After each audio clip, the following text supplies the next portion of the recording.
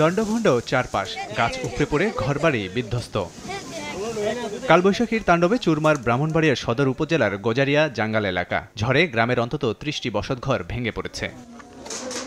ক্ষতিগ্রস্তরা জানান, রোববার সকাল ৭টার দিকে কিছু বুঝে ওঠার আগেই ঝড় তছনছ করে দেয় সব। বিধ্বস্ত হয় বৈদ্যুতিক খুঁটি ও গাছপালা, নষ্ট হয়ে যায় উঠতি ফসলের জমি ও আমের মুকুল। ঝড়ের পর খোলা আকাশের নিচে অবস্থান নেয় অনেকেই। বাতাসটা এত দ্রুত আসলো টুনটুর মতো যে সবার ঘর বাড়ি যা আছে সবকিছু উড়ে নিয়ে গেল। সাল কই আছে অন্য বিচারে পাওয়া যাইতেছে না। আকাশি গাছ, জাম গাছ সবগুলো নষ্ট হয়েছে।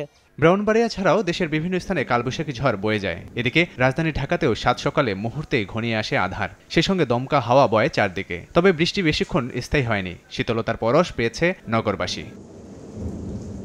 লাবিব হাসান, সময় সংবাদ।